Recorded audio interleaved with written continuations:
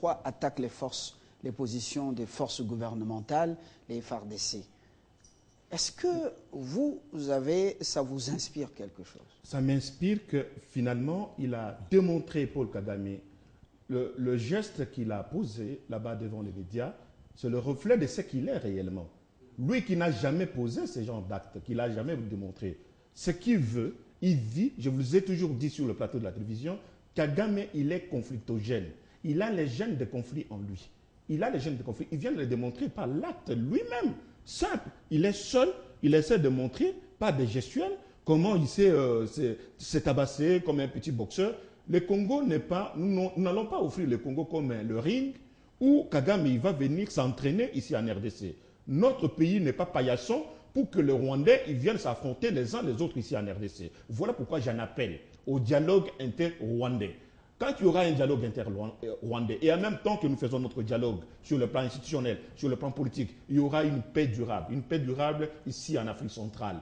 Ça, c'est une nécessité. Sinon, nous aurons à connaître toujours encore un seigneur de guerre à la tête de l'État rwandais auquel beaucoup de Rwandais sont en train de décrire aujourd'hui. Il y a combien d'années Kagame est à la tête de cet État-là? 20 ans durant, vous allez me dire que tous les Hutus, tous les Tutsis, tout le monde, les Toits, ainsi de suite, sont toujours d'accord avec Kagame. Il doit falloir déclencher un véritable dialogue là-bas chez lui. C'est important et sérieux. Et la communauté internationale doit aider tous les Rwandais aujourd'hui et les Congolais de façon qu'au moment où nous faisons notre dialogue à nous, qu'on les fasse. Parce qu'un homme comme ça, un président à la tête d'un État, celui-là qui fait ces gestuels-là, ne mérite pas être vraiment un véritable dirigeant en Afrique centrale. Très bien. On en vient un peu à l'actualité, les attaques contre les positions des FARDC.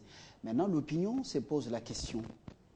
La brigade d'intervention de l'ONU est sur place. Qu'est-ce qu'elle va concrètement faire? La grande question. Le M23 attaque les FARDC. Mais justement. Pour avancer vers Goma. Et que va faire maintenant la force de l'ONU?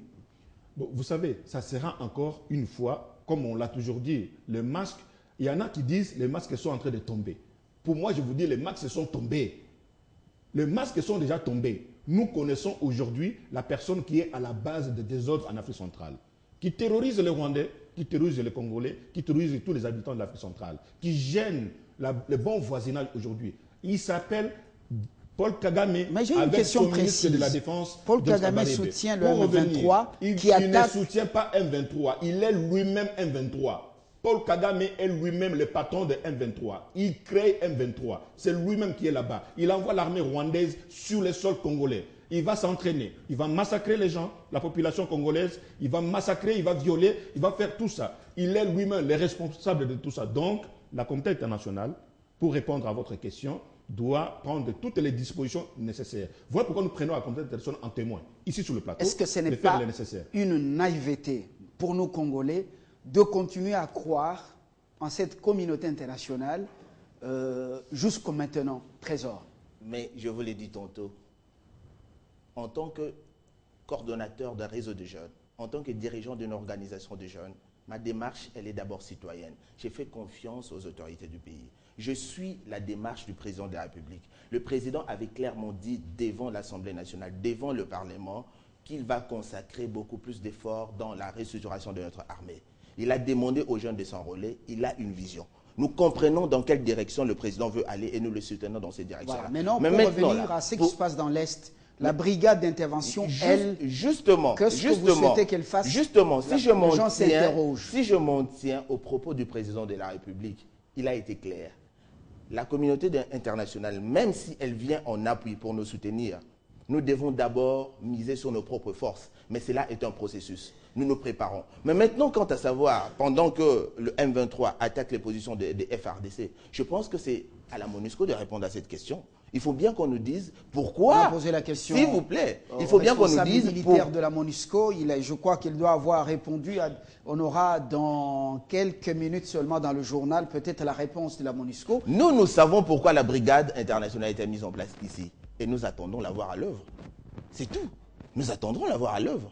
Nous savons qu'elle est venue pour traquer, notamment le M23, pour accompagner, pour soutenir les efforts des FARDC pour bouter tous ces ennemis de la République hors de notre pays. Nous le savons. Vous parlez de masques, moi je vous ai dit que c'était un processus, mais ici dans notre pays, nos autorités avaient déjà dit bien avant d'où venait ce mal. Le rapport des experts des Nations Unies avait déjà attesté ces faits. Vous parlez de quel masque? Moi je ne comprends pas. Moi j'attends plutôt voir, pour ceux qui avaient des doutes, avec quelques doutes, j'espère seulement que le temps va les aider, comme le temps est déjà en train de le faire, à comprendre que ce qui avait déjà été dit et ce qui est en train d'être fait, ce sont que des faits qui se corroborent. Vous me posez la question alors que c'est moi qui dois vous interroger, mais je me permets quand même de revenir sur votre question.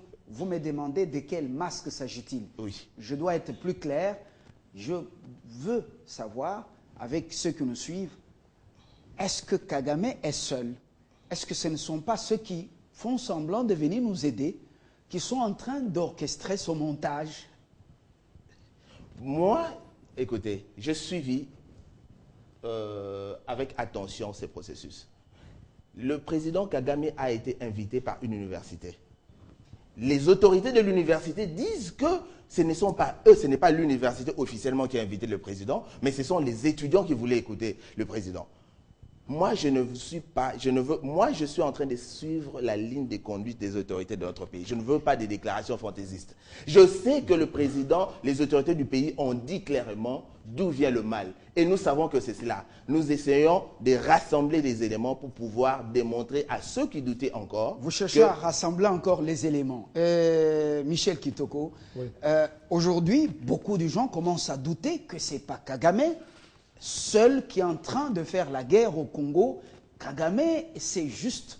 il ne pouvait pas être seul. C'est juste un nom ou un homme qui est utilisé pour déstabiliser le Congo. Je veux vous dire Est-ce que vous êtes d'accord avec cela? Non, non, je ne suis pas d'accord. Alors que les masques sont réellement tombés selon vous. Je vais éclairer les téléspectateurs qui nous regardent aujourd'hui par rapport à cette question-là. Je vais éclairer. J'ai dit tout simplement que Kagame, au départ, il a fait croire à l'humanité tout entière qu'il a des ennemis qui se trouvent ici en RDC. Il a fait croire que si ces ennemis existent, il y aura un nouveau génocide. Que lui qui est minoritaire risque d'être minorisé et éradiqué sur le territoire rwandais. C'est ce qu'il a fait croire à la communauté internationale. Lui, son existence et son pouvoir, c'est de montrer qu'il a toujours un ennemi à côté. Voilà ce qu'il a en train de montrer, des stratagèmes toujours, montrer qu'il a un ennemi, qu'il faut aller là-bas traquer les ennemis. Vous savez, le Congo lui a offert plusieurs options. Le Homo Diawetu, on lui a demandé de rentrer jusque sur le territoire congolais, traquer ses ennemis, à plus de 2 fois. Kagame n'a pas pu. Aujourd'hui, on nous démontre encore une fois qu'il y a un 23 soutenu par Paul Kagame lui-même sur le territoire congolais. Dans l'autre temps, il prétend qu'il y a les Interahamwe là-bas qui sont sur le territoire congolais et qui risquent de revenir là-bas. Aujourd'hui, face à cette politique et que les masques sont déjà tombés parce que la communauté internationale ne veut plus de cette politique-là. Ils ont compris qu'il est lui-même l'auteur du désordre, non seulement en Afrique centrale, vers le Congo et vers le peuple rwandais. Ce qui fait qu'aujourd'hui, sa politique est finie. Parce qu'aujourd'hui, ce qu'il est en train de faire là, c'est toujours de montrer. Il vient de le démontrer lui-même. Fatim s'est dit qu'il se battre. C'est-à-dire qu'entre les deux, le Rwanda et le Congo, ces gestuels-là, il ne devait pas les faire s'il a été soutenu par la communauté internationale. Donc je crois bien que Kagame aujourd'hui est fini. Sa politique est terminée. M23 sera éradiqué avec la force offensive des Nations Unies sur le terrain, accompagnée. Vous le croyez? Je crois sincèrement. La page d'ombre, nous sommes en train de la tourner. Et nous allons tourner cette page d'ombre définitivement. Quel optimisme, je suis optimiste aujourd'hui. Je voudrais qu'on revienne sur les déclarations de Marie Robinson. La résolution. D'abord, une déclaration selon laquelle la brigade d'intervention, ce n'est pas une solution en soi, une solution efficace. Il faut le dialogue. Le même discours a été tenu par Mushiki Wabo, la ministre rwandaise des Affaires étrangères. Et puis, alors finalement, on se dit, pourquoi cette brigade d'intervention a été créée? Pourquoi est-elle venue? Trésor Kassia. Pourquoi cette brigade d'intervention a été créée? Si la solution est uniquement politique? Nous voulons voir la brigade d'intervention échouer ensemble avec la communauté nationale, internationale dans ces pays pour pouvoir donner notre point de vue. La communauté nationale, internationale s'est rassemblée, a mis en place une brigade internationale pour une mission précise. Nous vous attendons voir, maintenant que la guerre commence à reprendre, que cette brigade échoue ici. Comme ça, nous allons reposer la question à la MONUSCO, au secrétaire général des Nations Unies, à l'ensemble de la communauté internationale, pour qu'on nous explique finalement pourquoi l'ensemble de la communauté internationale va échouer face à un groupuscule qui s'appelle M23. C'est la question à laquelle nous attendons des réponses. Vous vous attendez Oui, à constater l'échec parce que nous nous en interroger. tenons à ce que disent les autorités. Nous savons constater que, notre gouvernement a fait clairement rapport aux Nations Unies sur ce qui s'est passé dans l'Est. Nous avons constaté que les experts des Nations Unies ont attesté qu'effectivement, il y a le Rwanda, l'Ouganda qui étaient partie prenante à ces désordres. Nous avons constaté que la communauté internationale s'est réunie. Il y a eu d'abord l'accord cadre et puis il y a eu cette brigade d'intervention. Maintenant, nous allons constater que 5, la communauté internationale dit ce qu'elle a promis de faire. Si la communauté internationale ne tient pas sa parole, en ce moment-là, nous allons tirer des conclusions. Mais pour moi, je pense qu'à l'heure actuelle, il est trop tôt pour dire si la communauté internationale est en train de jouer, oui ou non, un double jeu. Mais moi, ce que je note, c'est que nous soutenons les efforts des autorités de notre pays pour préparer notre propre armée. Voilà ce que moi je note. Cette armée, il faut le dire, est en train de faire beaucoup de preuves sur le terrain. Vous avez suivi le point de presse du ministre Méndé. En tout cas, c'est ce que je vois compris, moi. C'est une armée derrière laquelle tout le peuple s'est arrangé pour la soutenir parce que c'est l'armée de tout un pays, le pays qui veut sauver son patrimoine. Michel Kitoko, ça, on est d'accord avec vous. C'est notre pays. Alors, Michel Kitoko, en ce moment, Ban Ki-moon dans nos murs dans quelques heures. Maintenant, qu'est-ce que nous pouvons attendre de la visite du secrétaire général de l'ONU? Ce que nous allons pouvoir entendre de la visite de Ban Ki-moon, c'est que Ban Ki-moon, d'abord, il vient pour encore s'enquérir de la situation ici en Afrique centrale, notamment les accords cadres, ainsi de suite. Il ne va pas se limiter là, il va chercher à savoir encore le pays impliqué dans ces conflits-là, dans ces désordres, notamment le Rwanda.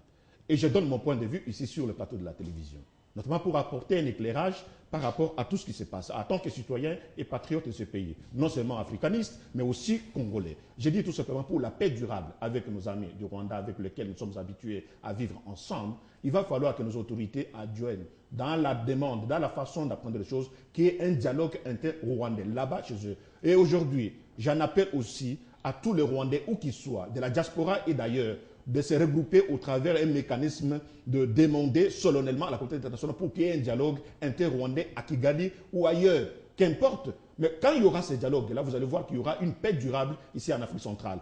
Pourquoi? Parce que la plupart de nos amis, de ceux-là qu'ils appellent terrain ou des réfugiés, ainsi de suite, vont tenter de rentrer légalement et aller dialoguer avec ces officiels là-bas à Kigali. Ça, ce sera une demande. Quel sera le sens de ce dialogue quand on dit que Kagame est en train d'obéir à la vision de ceux qui l'ont placé au pouvoir?